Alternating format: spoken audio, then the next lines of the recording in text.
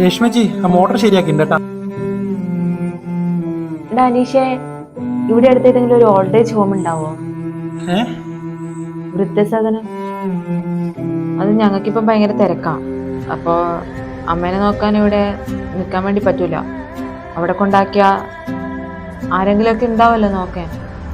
അതുകൊണ്ടാ, നോക്കാൻ ആളുണ്ടാവല്ലോ. അങ്ങനത്തെ പരിപാടി ഇവിടെ അടുത്തൊന്നുമില്ല. പിന്നൊരു വീടുണ്ട്, വായനശാല കഴിഞ്ഞിട്ട് മൂന്നാമത്തെ വീട്. അത് നിന്റെ വീടല്ലേ? എന്റെ വീട്ടിൽ ഞാനും എന്റെ പെങ്ങളും മാത്രമേ. അമ്മയും ഇല്ല, അച്ഛനും ഇല്ല. അമ്മയെന്ന് വിളിക്കുമ്പോ വിളി കേൾക്കാൻ ആളുണ്ടാകുന്നതാ ലോകത്തിലെ ഏറ്റവും വലിയ ഭാഗ്യം. ആ ഭാഗ്യമില്ലാത്തവനാണ് ഞാൻ. ഈ അമ്മയെ ഞാൻ കൊണ്ടുപോട്ടെ എന്റെ വീട്ടില്, പൊന്നുപോലെ നോക്കിക്കോളാം.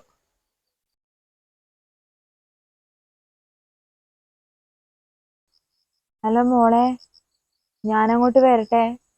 വീട് നിറ്റി അന്തങ്ങനെ പോത്ത് ചെക്കനെ പണിയെടുത്തിട്ട് കൊല്ലുന്നു.